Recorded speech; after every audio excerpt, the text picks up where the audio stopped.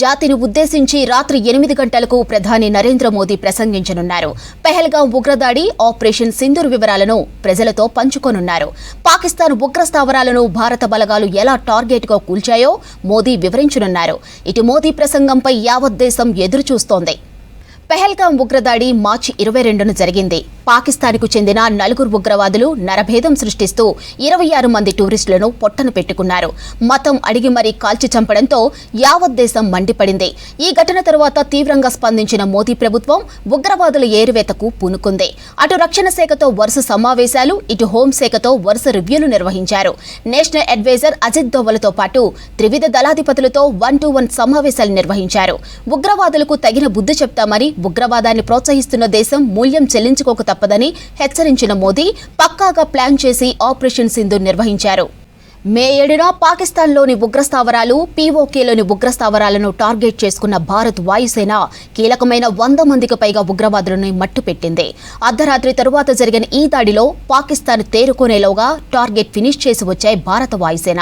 ఆ తర్వాత army బేసులు, air బేసులే లక్ష్యంగా 11 చోట్ల వాయువేగంతో దాడులు జరిపింది ఇండియన్ ఆర్మీ. విజయవంతంగా పాక్ ఆర్మీ బేసులు, ఎయిర్ బేసులను ధ్వంసం చేసింది. పాక్ దాడులు, ఇండియన్ ఆర్మీ రిప్లై తర్వాత జాతిని ఉద్దేశించి మోదీ ఏం మాట్లాడుతారనేది ఆసక్తిగా మారింది. జాతిని ఉద్దేశించి రాత్రి 8 గంటలకు ప్రధాని నరేంద్ర మోదీ ప్రసంగించనున్నారు. పెహల్గాం ఉగ్రదాడి, ఆపరేషన్ సింధూర్ వివరాలను ప్రజలతో పంచుకోనున్నారు. పాకిస్తాన్ ఉగ్రస్థావరాలను భారత బలగాలు ఎలా టార్గెట్గా కూల్చాయో మోదీ వివరించనున్నారు. ఇటు మోదీ ప్రసంగంపై యావత్ దేశం ఎదురుచూస్తోంది. పెహల్గాం ఉగ్రదాడి ఏప్రిల్ 22న జరిగింది. పాకిస్తాన్కు చెందిన 4 ఉగ్రవాదులు నరమేధం సృష్టిస్తూ 26 మంది టూరిస్టులను పొట్టన పెట్టుకున్నారు. మతం అడిగి మరీ కాల్చి చంపడంతో యావత్ దేశం మండిపడింది. ఈ ఘటన తరువాత తీవ్రంగా స్పందించిన మోదీ ప్రభుత్వం ఉగ్రవాదుల ఏరవేతకు పూనుకుంది. అటు రక్షణ శాఖతో వరుస సమావేశాలు, ఇటు హోంశాఖతో వరుస రివ్యూలు నిర్వహించారు. నేషనల్ అడ్వైజర్ అజిత్ దోవల్తో పాటు త్రివిధ దళాధిపతులతో 1-to-1 సమావేశాలు నిర్వహించారు. ఉగ్రవాదులకు తగిన బుద్ధి చెప్తామని, ఉగ్రవాదాన్ని ప్రోత్సహిస్తున్న దేశం మూల్యం చెల్లించుకోక తప్పదని హెచ్చరించిన మోదీ పక్కాగా ప్లాన్ చేసి ఆపరేషన్ సింధూర్ నిర్వహించారు. మే 7న పాకిస్తాన్లోని ఉగ్రస్థావరాలు, పీఓకేలోని ఉగ్రస్థావరాలను టార్గెట్ చేసుకున్న భారత వాయుసేన కీలకమైన 100 మందికి పైగా ఉగ్రవాదులను మట్టుపెట్టింది. అర్ధరాత్రి తరువాత జరిగిన ఈ దాడిలో పాకిస్తాన్ తేరుకునేలోగా టార్గెట్ ఫినిష్ చేసి వచ్చింది భారత వాయుసేన. తమ లక్ష్యం పాక్ పౌరులు కాదని, ఉగ్రవాదులేనని అదే రోజు ప్రకటించింది భారత్. యూసఫ్ అజార్తో పాటు విమాన హైజాకర్ లాంటి కీలక టెర్రరిస్టులను అంతమొందించామని చెప్పింది.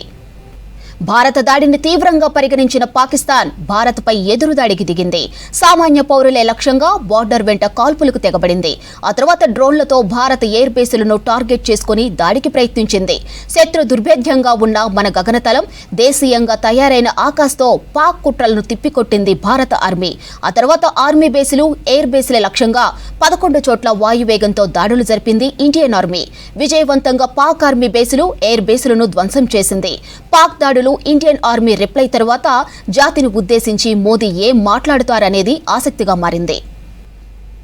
జాతిని ఉద్దేశించి రాత్రి 8 గంటలకు ప్రధాని నరేంద్ర మోదీ ప్రసంగించనున్నారు. పెహల్గాం ఉగ్రదాడి, ఆపరేషన్ సింధూర్ వివరాలను ప్రజలతో పంచుకోనున్నారు. ఇక పాకిస్తాన్ ఉగ్రస్థావరాలను భారత బలగాలు ఎలా టార్గెట్గా కూల్చాయో మోదీ వివరించనున్నారు. ఇటు మోదీ ప్రసంగంపై యావత్ దేశం ఎదురుచూస్తోంది. పెహల్గాం ఉగ్రదాడి ఏప్రిల్ 22న జరిగింది. పాకిస్తాన్కు చెందిన 4 ఉగ్రవాదులు నరమేధం సృష్టిస్తూ 26 మంది టూరిస్టులను పొట్టన పెట్టుకున్నారు. మతం అడిగి మరీ కాల్చి చంపడంతో యావత్ దేశం మండిపడింది.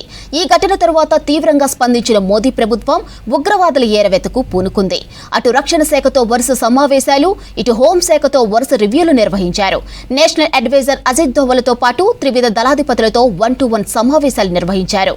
ఉగ్రవాదులకు తగిన బుద్ధి చెప్తామని, ఉగ్రవాదాన్ని ప్రోత్సహిస్తున్న దేశ మూల్యం చెల్లించుకోక తప్పదని హెచ్చరించిన మోదీ పక్కాగా ప్లాన్ చేసి ఆపరేషన్ సింధూర్ నిర్వహించారు. మే 7న పాకిస్తాన్లోని ఉగ్రస్థావరాలు, పీఓకేలోని ఉగ్రస్థావరాలను టార్గెట్ చేసుకున్న భారత వాయుసేన కీలకమైన 100 మందికి పైగా ఉగ్రవాదులను మట్టుపెట్టింది.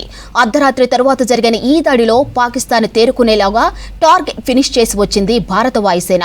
తమ లక్ష్యం పాక్ పౌరులు కాదని, ఉగ్రవాదులేనని అదే రోజు ప్రకటించింది భారత్. యూసఫ్ అజార్తో పాటు విమాన హైజాకర్ లాంటి కీలక టెర్రరిస్టులను అంతమొందించామని చెప్పింది. భారత్ దాడిని తీవ్రంగా పరిగణించిన పాకిస్తాన్ భారత్పై ఎదురుదాడికి దిగింది.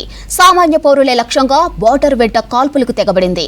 ఆ తర్వాత డ్రోన్లతో భారత్ ఎయిర్ బేసులను టార్గెట్ చేసుకుని దాడికి ప్రయత్నించింది. శత్రు దుర్వేద్యంగా ఉన్న మన గగనతలం, దేశీయంగా తయారైన ఆకాశ్తో పాక్ కుట్రలను తిప్పికొట్టింది భారత ఆర్మీ. ఆ తర్వాత ఆర్మీ బేసులు, ఎయిర్ బేసుల లక్ష్యంగా 11 చోట్ల వాయువేగంతో దాడులు జరిపింది ఇండియన్ ఆర్మీ.